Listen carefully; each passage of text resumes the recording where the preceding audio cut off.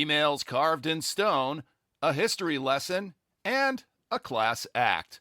Welcome to the Unlimited Supply Podcast, your daily music business TLDR in your ear, powered by a network of little birds, and brought to you by No Disc, helping music technology and finance companies navigate the music industry in partnership with Digital Music News. It's March 19th, 2026. I'm Lars Murray. It's Touring Thursday, but before we hit the road, every day at the end of the show, I encourage you all to challenge me on my dubious assertions. And that may sound snarky, but I really mean it. So a tip of the hat to branding superstar Lori Feldman, whom we highlighted yesterday, for setting the record straight on one of my dubious assertions. Lori reached out to let me know that her decision to leave Wasserman and start her own consulting shop, Redefine Music Advisors by name, predated the current Wasserman imbroglio. It was not a reaction to that situation, and specifically, Lori pointed out that she had delayed her announcement of the new company because she didn't want to give the impression that she had bailed on a company, that's Wasserman, that had treated her well, thus demonstrating that in word and action, Lori Feldman is a class act. Okay, let's hit the road. I'll take my lumps for the above dubious assertion, so here's a non-dubious assertion. We're all accountable for the things we say and write. So once you hit send, assume that that email or tweet or podcast is carved in stone forever. Now, I don't know Benjamin Baker from Live Nation personally, but I certainly know who he is now. He's the guy who wrote a snarky email a few years back about gouging customers on parking prices. And this week, that email made him the first witness in the Live Nation trial that hasn't been settled. That's the one with the individual states. Now, if you're in the music industry, you've probably done business with some shady characters, and in most businesses, it's hard to avoid an occasional lapse into contempt for your customers. They can be tough. But there's a rule we should all probably follow. Make that indisputably follow. It's carved in stone, you might say. The rule is, don't put those thoughts in an email. Best not to think them in the first place, but do not put them in an email and send them. Rule 1, don't be an ass. Rule 2, don't be an ass over email. Rule 3, don't do either of these things when you work for a place that might plausibly be accused of the kind of behavior you may be joking about. In this case, gouging customers. Dope! Ashley King covered this in some detail over at Digital Music News. Meanwhile, on the other side of the settlement wall, Dylan Smith in Digital Music News is also reporting that some of the money from the federal government settlement with Live Nation has started to be dispersed to the states. Most of the states accepting the settlement have a few things in common: flat topography and red politics. And when you look at the sums being paid out, it really puts in perspective how small the settlements are. A couple of million here, a couple million there, and most notably, South Dakota, big, flat, and red, which accepted $660,000.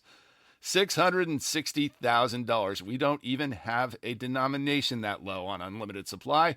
There are only 917,000 people in the state of South Dakota, and many of them probably don't go to concerts. After all, it's a big state with very few people. That stuff is real spread out up there. But still, that amounts to roughly 71 cents apiece for those residents. 71 cents. For perspective, that will buy you about half of a Tim Hortons Honey Cruller and less than a quart of gas at today's prices. Not a gallon, a quart, which might get your F-150 to Walmart and back if you live in town.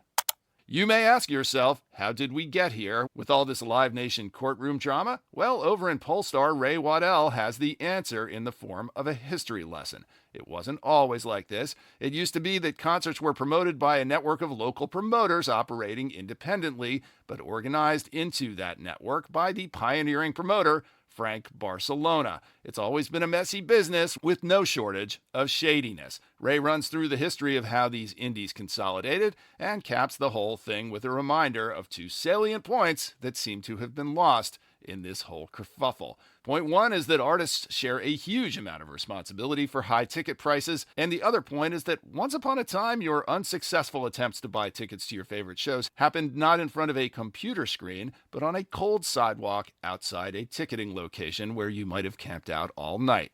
Yes, children, it's not all bad today. Every week we discuss the artists dominating their market, a few artists who might be punching above their weight, and a few you might be surprised still have tickets available in the U.S. music capitals, New York, L.A., and Nashville. We call it The Who Sells Out, and it's powered in part by Seated. Thousands of artists use Seated to gain fan insights and sell more tickets. In NYC, well, tonight there's still some tickets available to see Oneida, Terry Gross, not the radio host, the band, and Carlton Melton at Baby's All Right. Lady Gaga's Mayhem Ball is a sellout tonight at the Garden, but still tickets available for a couple of record release events. The Josephine Network's Hooked record release show with guests Lucy, The Stones, Fine Mess, and Celebrity is tonight at TVI. Still some available for that. And tomorrow night, an evening with my former panel mate, Madam Gandhi. It's the Spring Equinox Meditation and Album launch at National Sawdust. If you're looking for some early 2000s throwback, Nightmares on Wax and Marco Weibel are at the Good Room tomorrow night. And on Saturday, Stephen Wilson Jr.'s Gary the Torch Tour with Shelby Lynn opening up. Still has some tickets available at the Brooklyn Paramount, though the balcony is sold out.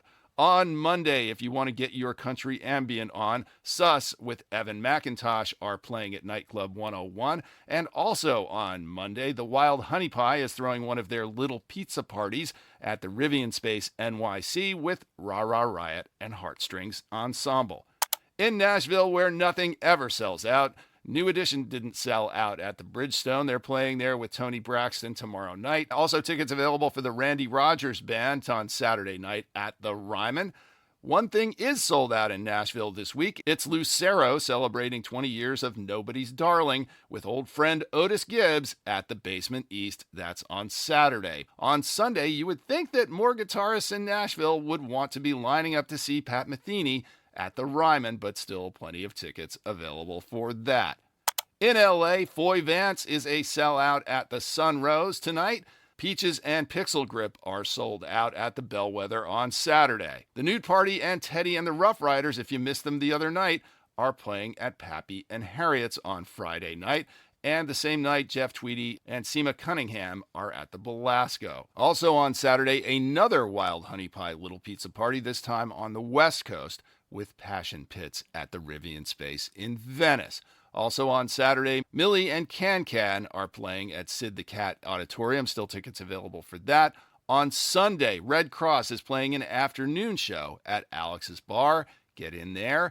And finally, on Wednesday, Alex Sucks is at the El Rey Theater. Alex Doesn't Suck. Go check it out. Still tickets available for that. And that's another Touring Thursday. I know, it's 2025 year-end report week, which means the IFPI report came out yesterday and everybody's all over it. I'm still digesting it. We'll be talking about it tomorrow on Finance Friday.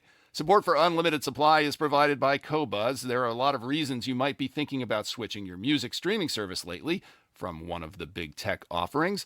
Well, I just switched. So if you're thinking about switching, you should join me over at Qobuz.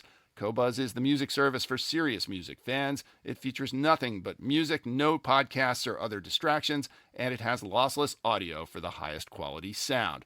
Qobuz also features human curation. For you, that means actual music discovery, not just a machine feeding you your kids' music because they use your account. That's one reason Qobuz is the second fastest growing entertainment app in the United States. If you're feeling like it's time for a switch, visit Qobuz.com/supply. That's QOBUZ.com/supply to sign up for a free trial. If you like what you hear, please hit that follow button wherever you get your pods. I live for your praise and encouragement in person, but it helps a lot more if you drop us a rating and or a review on Apple Podcasts, YouTube, or Spotify, and tell a friend or three. And now you can also follow us on Substack.